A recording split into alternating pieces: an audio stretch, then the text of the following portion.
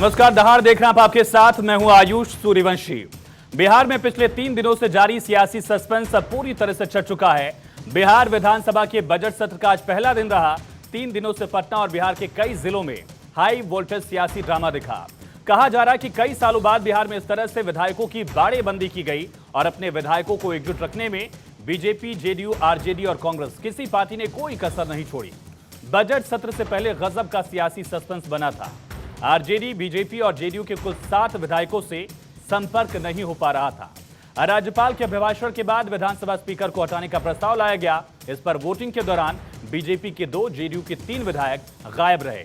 वहीं आरजेडी के 3 विधायकों ने अपना पाला बदलकर एनडीए के समर्थन में वोट किया, सरकार वाले पक्ष में बैठे दिखे वो। इस वोटिंग में स्पीकर के खिलाफ 125 और समर्थन में 112 वोट पड़े।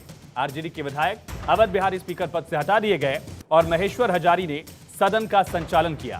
सीएम नीतीश कुमार ने अपनी नई सरकार के समर्थन में विश्वास प्रस्ताव पेश किया। इस पर लंबी चर्चा हुई। हालांकि वोटिंग के दौरान तेजस्वी के नेतृत्व में विपक्ष के विधायक वॉकआउट कर गए।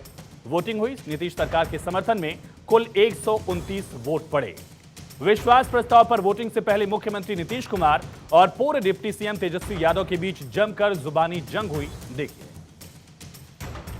इसीलिए और बाकी जो हम इतना दिन मेहनत किए और हम सबको एकजुट कर रहे थे, तो हम सारा मेहनत कर रहे थे, कुछ हुआ।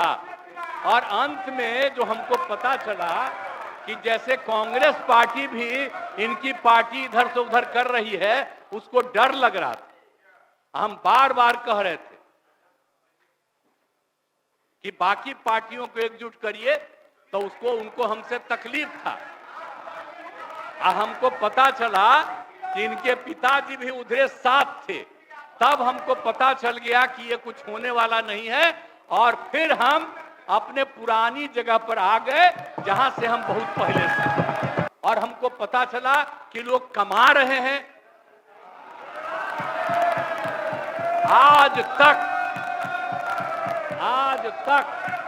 जब ये पार्टी हम लोगों के साथ थी, कभी इधर उधर नहीं किया था।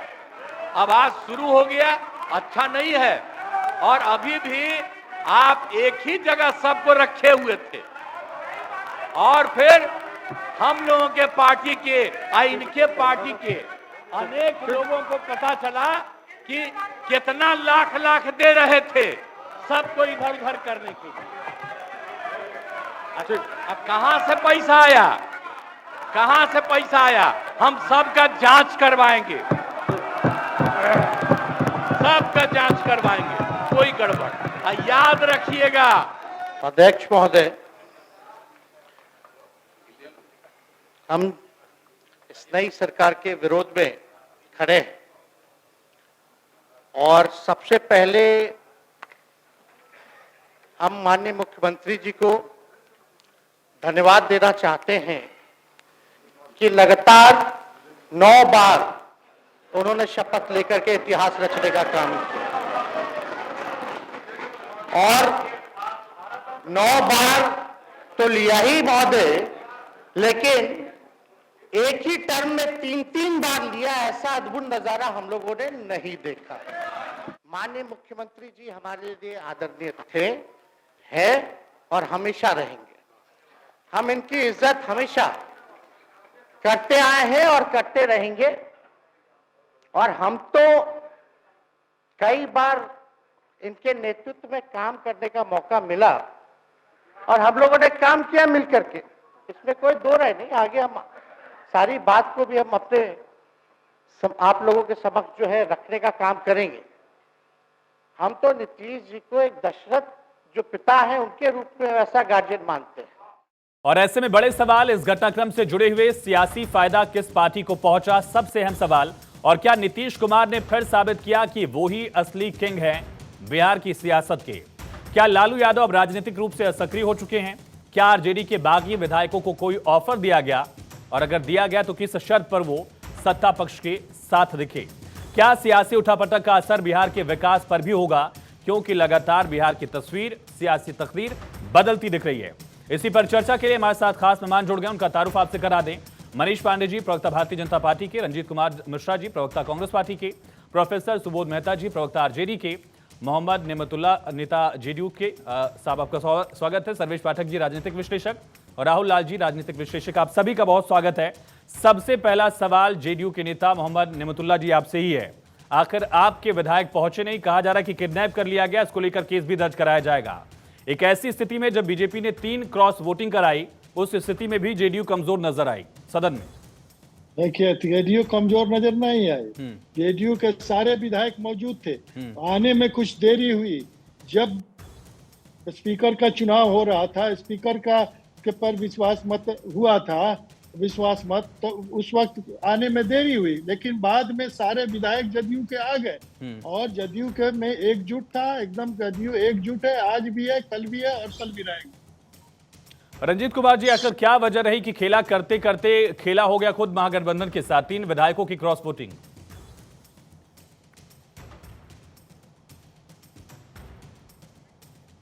रंजीत जी, एक बार अनम्यूट करिएगा, शायद आपने खुद को म्यूट कर लिया है, प्लीज चेक करिए। नहीं, आपकी आवाज नहीं आ पा रही सर, इसे दुरुस्त कराने की कोशिश करते हैं। लेकिन राहुल लाल जी, क्या तस्वीर दिखी और आज की तस्वीर से बिहार की सियासत की तस्वीर कितनी साफ हुई? देखिए, आज के जो पूरी राजनीतिक तस्वीर है उसमें ये चीज़ तो स्पष्ट है कि वहाँ पे तेजस्वी यादव की लोकप्रियता में काफ़ी ज़बरदस्त इजाफा हो गया है।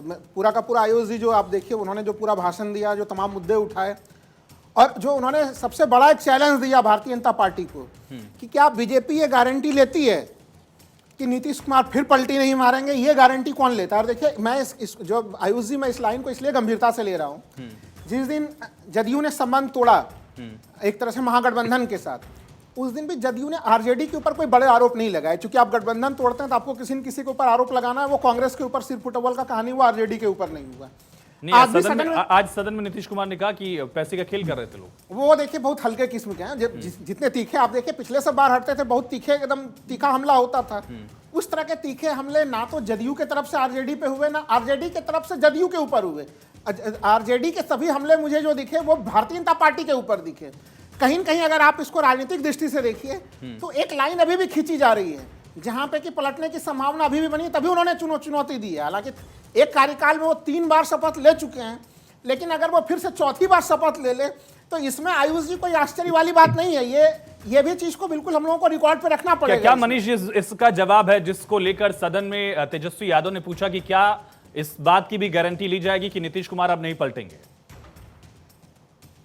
देखिए, एक कहावत आजकल बहुत जोरों से पैनलों में चल रही है कि मीठा मीठा तो क्या कहते हैं, और वाली बात जो है तेजस्वी पैसा ही आज भाई, अगर 9 बार पलट नीतीश जी का कितनी बार है, जब दूसरे के ऊपर का तो भूल जाते हैं। और ना पड़ेगा, देखिए का बिहार आपको बता दो, स्पष्ट यह है हमने जो आवाज आ नहीं पा रही, इसे दुरुस्त कराते हैं। लेकिन सुबोध जी, एक बड़ा सवाल ये उठ रहा है कि जो आरजेडी लगातार आक्रामक थी और तेजस्वी यादव के भाषण में भी वो आक्रामकता दिखी, वो सहज जरूर थे लेकिन उनका तेवर जो था वो तल्ख दिखा। लेकिन इसके बावजूद 3 विधायक दूसरे पाले में कैसे चले गए? क्योंकि बिहार महागठबंधन का एक मजबूत किला माना जाता था। देखिए आयुष जी, राष्ट्रीय जनता दल ऑफिस मॉडल राजनीति नहीं करती है।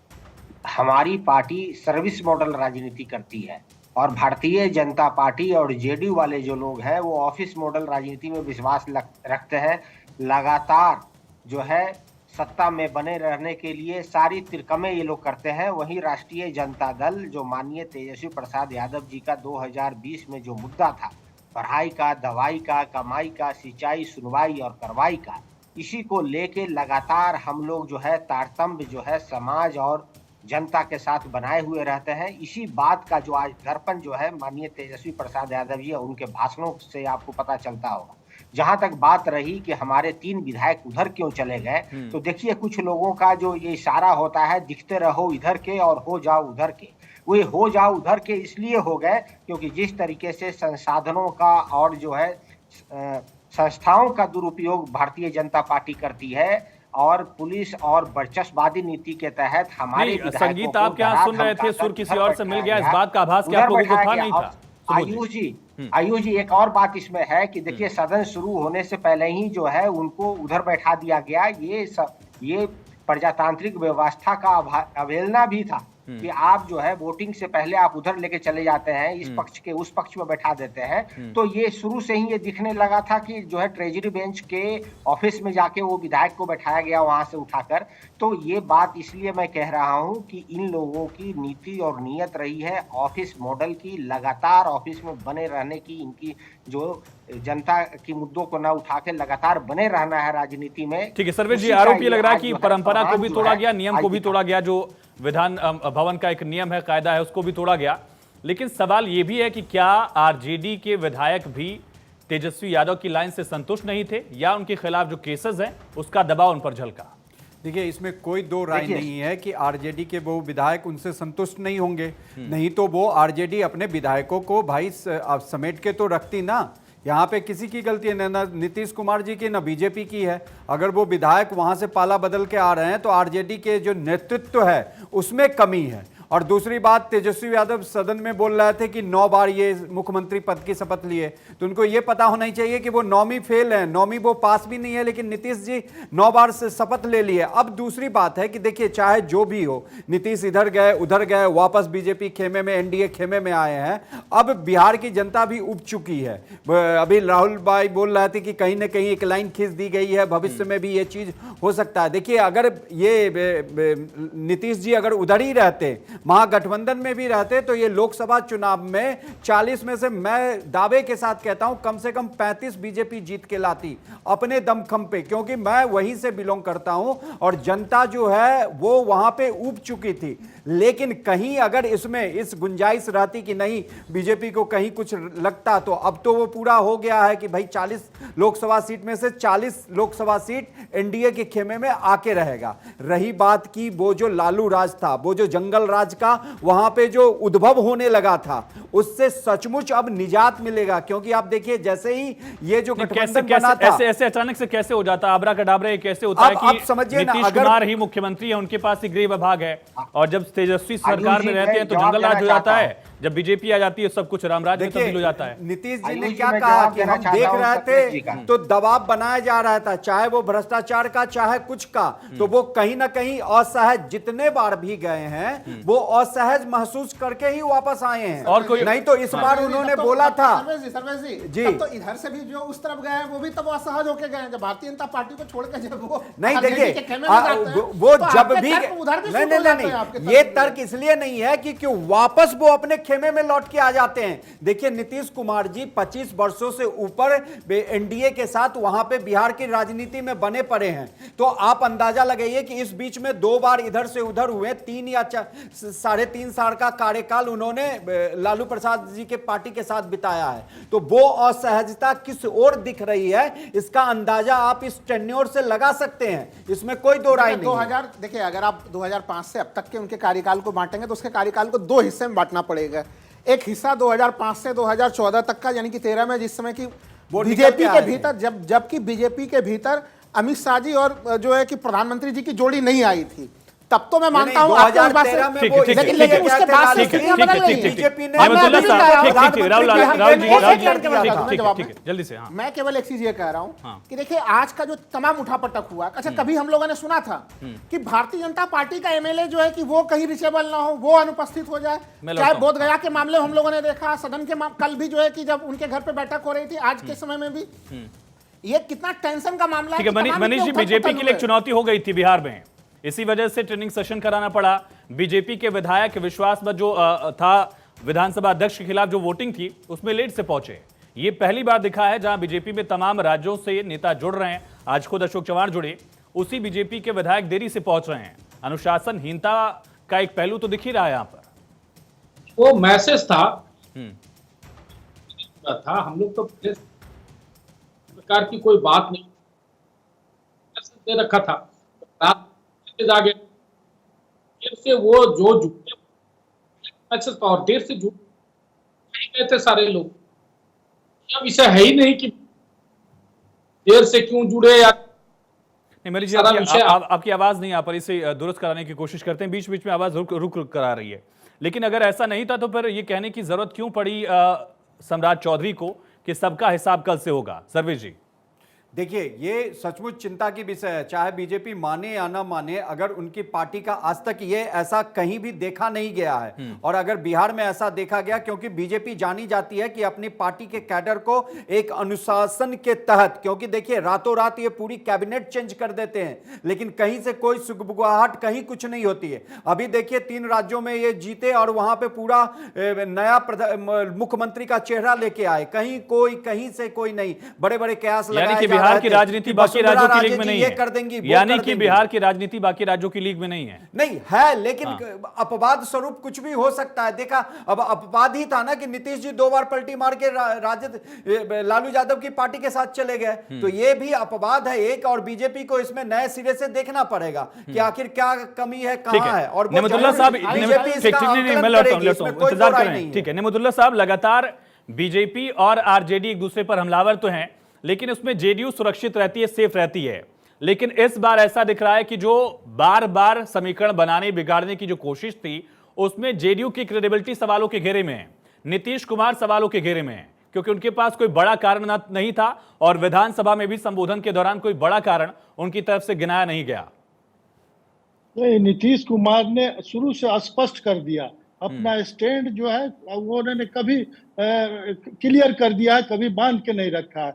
उन्होंने कहा कि भाई जो हमने तो आर्टेक थे इंडिया गठबंधन के, हमने जितना घूम घूम के विरोधियों को इकट्ठा किया, लेकिन उन्होंने क्या किया, कांग्रेस ने क्या किया? हमने कहा कि भाई तेजस्वी की बात सही हो गई, उन्होंने कहा कि आप दशरथ जी की तरह हैं, लेकिन उसके मजबूरी में वनवास भेज दिया। नेमतुल्लाह साहब, अगर ऐसा है फिर तो तेजस्वी की बात सही हो गई। सुनिए, कहा कि मजबूरी में करना पड़ा।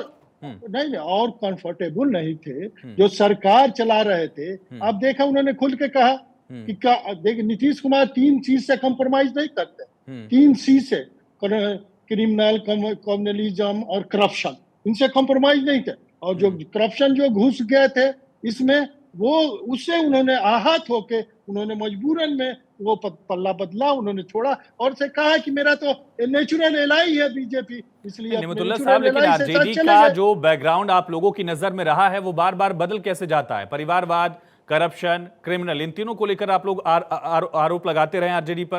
कुछ बार केसेस भी आपके नेताओं ने दर्ज कराया, लेकिन उसके बावजूद आप लोग गए आरजेडी के साथ, फिर वही आरोप आप लोग वापस खोद कर ला रहे हैं, कहा जाए अगर। नहीं, नीतीश कुमार जो जनहित में हो वही फैसला लेते हैं, और विकास में जो अवरोध पैदा करते हैं उनके लिए वो नहीं स्पेस नहीं देते हैं। इसलिए जो बिहार का जो विकास नीतीश कुमार ने किया है, जो काम किया है, महिलाओं के लिए काम किया है, जातीय आधारित जनगणना किया है, आरक्षण दिया है जो पंचायतों में, तो ये एक मॉडल है। सुबोध जी, एक बड़ा आरोप जब भी आरजेडी सरकार में रही है, चाहे वो भागीदारी में रही हो या लीड करती रही हो, करप्शन का, क्रिमिनल केसेस का आरोप लगता रहा है। फिर से नीतीश कुमार ने विधानसभा से उन्हीं चीजों को याद दिलाने की कोशिश की, जांच की बात तो कही ही है। क्या आरजेडी इन मुद्दों से आगे बढ़ पाएगी, इन छवि से दूर हो पाएगी? देखिए, मैं लगातार कह रहा हूं आयुष जी कि हमारी पार्टी जो है डेवलपमेंटल मॉडल पॉलिटिक्स कर रही है। पढ़ाई, दवाई, कमाई जो मैंने आपको गिनवाया, हम उस पर राजनीति कर रहे हैं। 2020 में एजेंडा भी हम वही लेकर आते हैं। लेकिन माननीय नीतीश कुमार जी के पास कहने के लिए कुछ नहीं है। ये सिर्फ राजनीति में बने रहने के लिए, सत्ता में बने रहने के लिए राजनीति करते हैं। जहां तक ये बात गिना देते हैं 2005 से पहले, शायद अभी यहाँ सर्वेश जी बैठे हुए हैं, ये भी तो जो बातें आप जनता को समझाने की कोशिश कर रहे हैं मेहता साहब, वो बात आपके विधायक क्यों नहीं समझ पाए? ये बताइए, मेहता साहब, जो बातें आप जनता को समझा रहे हैं वही बात आप अपने विधायकों को पहले क्यों नहीं समझा पाए, कन्विंस क्यों नहीं कर पाए? और जब नीतीश कुमार जो अभी जो कहे वो 4 लाख कॉग्निजेंस ऑफेंस है। सुबोध मेहता जी, सुबोध साहब, जिन बातों पर आप जनता को कन्विंस करने की कोशिश कर रहे हैं या तेजस्वी विधानसभा में कन्विंस कर रहे थे, उन्हीं बातों को आप अपने विधायकों को पहले क्यों नहीं समझा पाए कि भैया ये हमारे मुद्दे हैं, आप छोड़कर मत जाइए?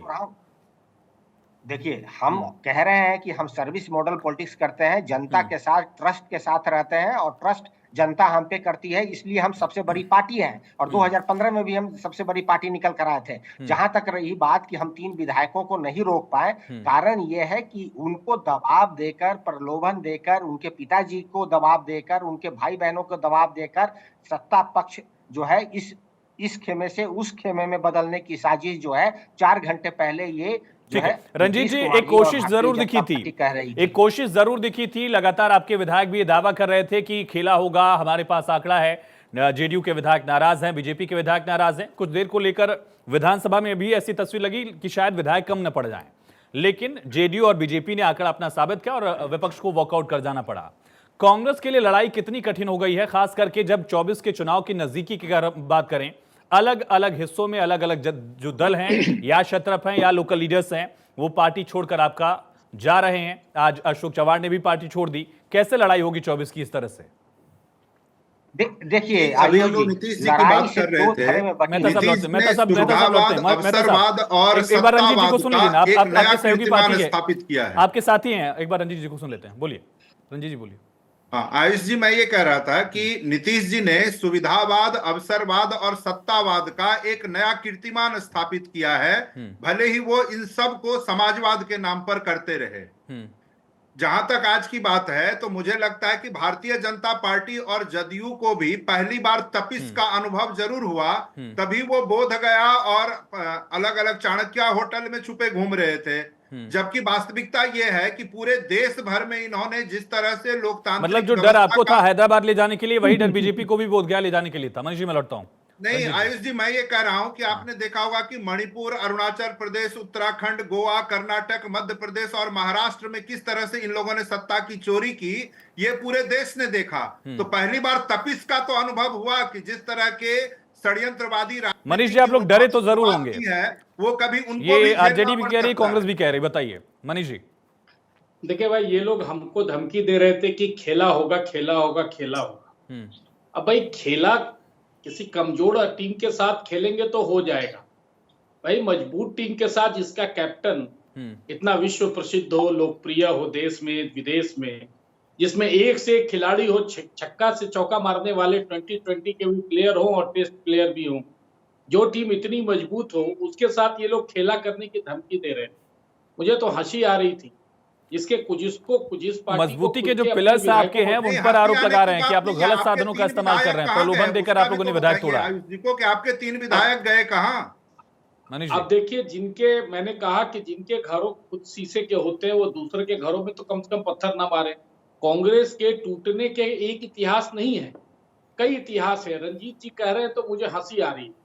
भाई हैदराबाद की सैर आप के विधायकों को कराते हैं, बिहार के विधायकों को कराते हैं। हंसना है तो अपने नेता के उन वादों पे हंसिए जो करके वो 2014 में सत्ता में आए थे। 2014 में आप लोगों ने जो वादे किए, ठीक है, एक बार सुन लेते हैं रंजीत जी, सुन लीजिए। और आपके राष्ट्रीय अध्यक्ष ने कह दिया कि ये सब हमारा चुनावी जुमला है, तो हंसी तो आपको रंजीत जी सुन लीजिए, एक बार सुन लीजिए, बारी बारी से बोलिए और आपके शीर्ष नेता के मनीष जी जल्दी कंप्लीट करिए। मनीष जी कंप्लीट करिए, आप लेट से जुड़े, रंजीत जी, मैं आपको आपके बारे में बहुत ज्यादा इसलिए नहीं कहूंगा कि आप उस पार्टी के नहीं, व्यक्तिगत आरोप लगाना भी नहीं किसी पर। मेरे सवाल का जवाब दीजिए आप, क्या बीजेपी के लिए चैलेंज था? कमेंट है, मेरी टिप्पणी है। अरे मेरी टिप्पणी है, ये व्यक्तिगत आरोप नहीं है। मैं तो बातचीत के क्रम में रंजीत जी को कहना चाहता हूं कि सौभाग्य से आप उस पार्टी के प्रतिनिधि के रूप में बैठे हैं जिसका नेता जो है पूरा भारत जोड़ो न्याय यात्रा पे निकला है और अपनी पार्टी को ना जोड़ पा रहा है, ना अपने कार्यकर्ताओं को न्याय दे पा रहा है। तो अब आपसे मैं क्या आपकी बातों को सुनूं? मनीष जी, मेरा सवाल ये था कि जिस बीजेपी में तमाम राज्यों से लोग जुड़ रहे हैं, उस बीजेपी के लिए क्या बिहार की राजनीति में आज का दिन चैलेंजिंग था? विधायकों को आप लोग बोधगया लेकर गए, वहां पर उनको ट्रेनिंग सेशन कराया गया। आज जब विधानसभा अध्यक्ष के खिलाफ वोटिंग हो रही थी, उस वक्त तक भी विधायकों की संख्या थोड़ी सी कम दिखी। बाद में सम्राट चौधरी को कहना भी पड़ा कि हम सबका हिसाब करेंगे। नहीं, बिल्कुल नहीं। देखिए, जिन लोगों को तोड़ने का प्रयास किया गया, सम्राट चौधरी ने क्या कहा? देखिए, 128 की हमारी संख्या पहले से थी। देखिए, एक बात मैं आपको बता दूं, पार्टियां टूटती है, जिसको एक ठेला की बात हो रही थी यहाँ पर लोग सोच रहे थे कि किसी तरह से सरकार गिरा दी। भाई नीतीश जी जब हम लोग के साथ गए थे 10 जून को अगस्त 2022 में, तो हम लोग कहाँ फड़फड़ाए, क्योंकि हमको पता था कि वो एक पार्टी जिसके गठबंधन से सरकार चल रही थी, वो उधर चली गई तो बहुमत का मतलब ही नहीं बनता है उसके बाद। अच्छा, एक बात बताइए, ये जो 3 विधायक आए थे वो आपके साथ बैठे थे या जेडीयू के साथ बैठे थे? नहीं, वो सत्ता पक्ष के साथ बैठे थे। भाजपा और जेडीयू का विषय नहीं था यहाँ ना, वो सत्ता पक्ष की गैलरी में बात तो की होगी, किसी ने ऑफर तो किया होगा कि आप हमारे साथ आइए। नहीं, ऐसा नहीं था। देखिए, ये सब उनकी अपनी ये तो कल रात तक बैंजो और गिटार बजा रहे थे, ये सबको पता है। बताइए रंजीत जी, नीलम संगीत कहीं और था, सुर कहीं और लग गया। नहीं, मैं वही कह रहा हूँ ना कि देखिए, रंजीत नीलम जी, जी जो है वो मोकामा के से अनंत सिंह की पत्नी है, उनकी अपनी सेल्फ राजनीति है, वो किसी पार्टी के भरोसे जीतती नहीं है। ठीक है। ठीक है, वो राजद के टिकट पर विधायक बनी, वो दूसरा विषय है। ठीक है ना। अब वो कह रहे थे एक जो है उन्हीं की सुजगढ़ा से विधायक है, अब वो उनको ठीक है, बहुत छोटा सा सवाल सुबोध जी, जो मनोज झा ने संसद में जो कविता पढ़ी थी ठाकुर का कुआं वाला, उसी को ट्वीट किया उनकी तरफ से, चेतन आनंद की तरफ से। क्या वो बात जो उस कास्ट के विधायक है उनकी तरफ से नाराजगी के रूप में जाहिर की गई, ये भी माना जाए कि एक वोट जो है वो कविता ली गई आपकी? नहीं, देखिए मेहता साहब, समझने की बात है आयुष जी, समझने की बात है यहाँ पे। मनोज झा जी ने जिस कविता का जिक्र किया मुंशी प्रेमचंद जी का, उसमें कहीं भी नहीं, प्रेमचंद जी की कविता नहीं थी, वाल्मीकि जी की थी। हाँ, वाल्मीकि जी की जो कविता थी, तो वो पहले प्रेमचंद जी लिखे थे 1932 में, वाल्मीकि जी ने उसको फिर से वो किया था। तो जिस कविता पे उन्होंने जो वर्णन किया उसमें कहीं लेना देना नहीं था ठाकुर का, लेकिन वो अपने ऊपर लेके चले गए, और जो समझ जितनी थी इस समझ में वो आकर वो फंसते चले गए। और बात यहाँ पे जहां तक ट्वीट की आप कह रहे हैं, मैंने चेतन आनंद जी का ट्वीट देखा है, उनका कोई ट्वीट नहीं है उस तरीके का, कोई ट्वीट नहीं आया है, कोई जो है गलत ट्वीट उनके नाम पे किया हुआ है, पहली बात। दूसरी बात यह है कि जो मैंने कहा कि जिस ढंग से चेतन आनंद जी कल वहां क्रिकेट खेल रहे थे, गिटार बजा रहे थे, तो भारतीय जनता पार्टी तो इसमें माहिर है ना। 11 प्रदेशों में इनकी सरकार नहीं थी, और ये सरकार तोड़ कर बनाने की इनकी जो है तो आप चुनौती देने क्यों चले गए थे कि खेला होगा? मतलब गलती हो गई, मतलब आप लोग से गलती हुई चैलेंज करके। हम आपको तंग नहीं किया। जहां तक बात रही प्रधानमंत्री नरेंद्र मोदी जी की, तो वो देश और दुनिया की सबसे बड़ी पार्टी के नुमाइंदे हैं, सबसे पावरफुल लीडर है।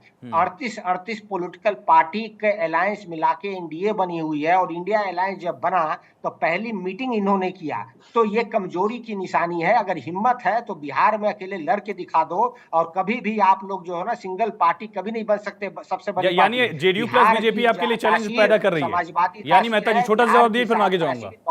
यानी बीजेपी प्लस जेडीयू चैलेंज है, अकेले बीजेपी चैलेंज भले ना हो, ये आप खुद मान रहे हैं मेहता साहब।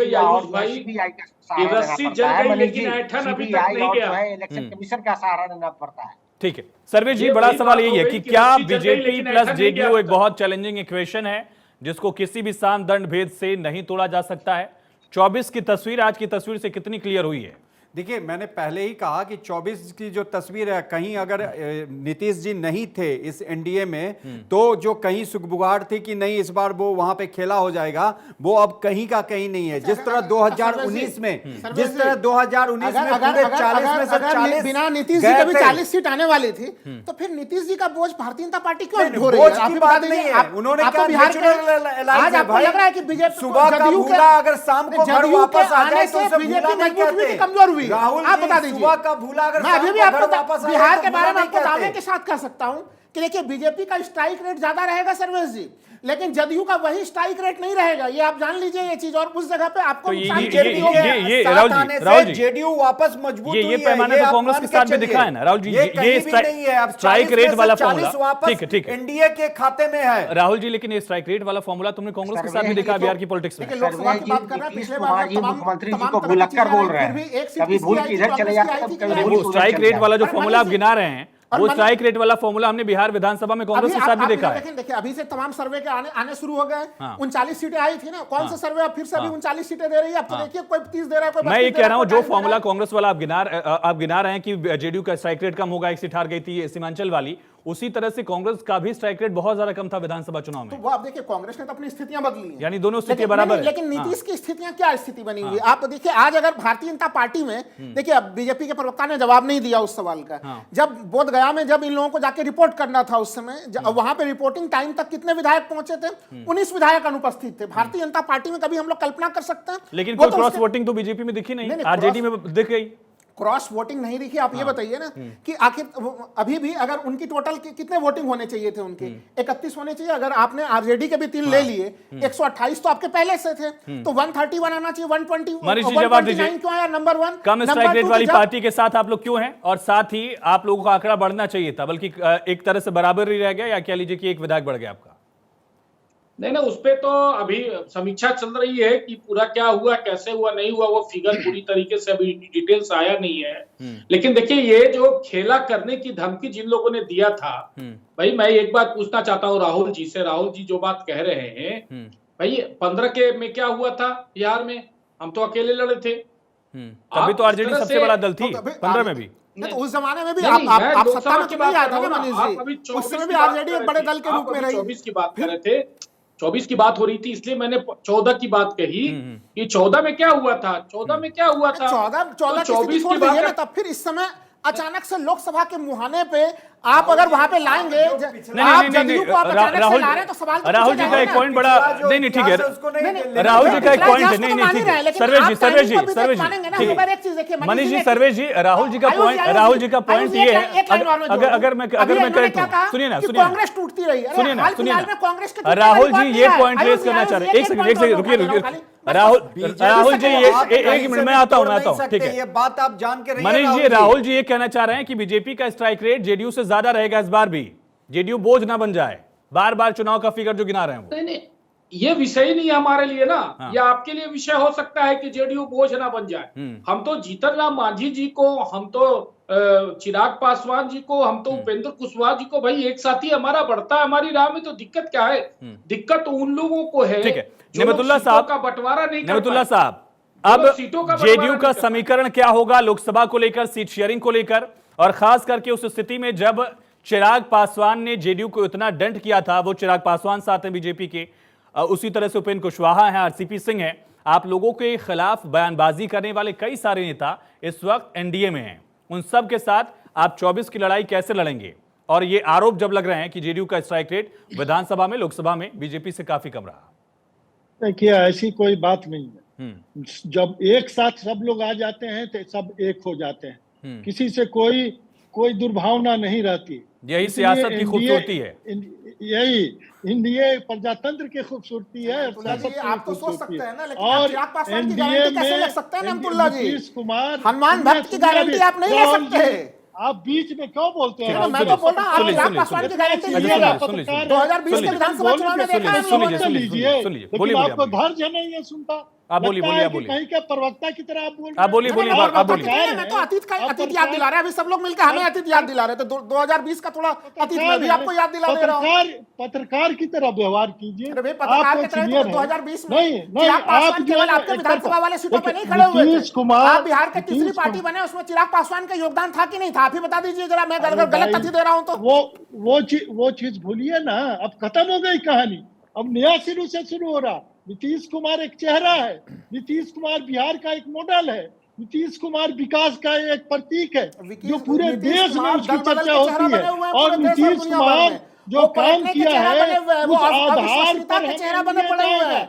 आप अभी अगर उनको उसी पुराने जमाने में गिनती कर रहे हैं तो इसका मतलब है कि आप राजनीतिक इतिहास से परिचित नहीं है। ठीक है, बस सुबोध मेहता जी, क्या ये लड़ाई 24 की भी है या 25 की तरफ ही अब देखा जाए आप लोगों की तरफ से? ठीक है, सुबोध मेहता जी, ठीक, सुबोध मेहता जी, रोड दिया, ठीक, एक बार और एनडीए दो धारा है। एक धारा जो है बहुजन राष्ट्रवाद का है, संवैधानिक राष्ट्रवाद का है, वहीं दूसरे तरफ देखिए सांस्कृतिक राष्ट्रवाद को आगे कर करके सांस्कृतिक वर्चस्ववाद की राजनीति है। ये लोग राम का चरण छूते हैं लेकिन आचरण पे ध्यान नहीं देते। एक बात बताइए, एक छोटा सा सवाल इसमें जोड़ देता हूँ।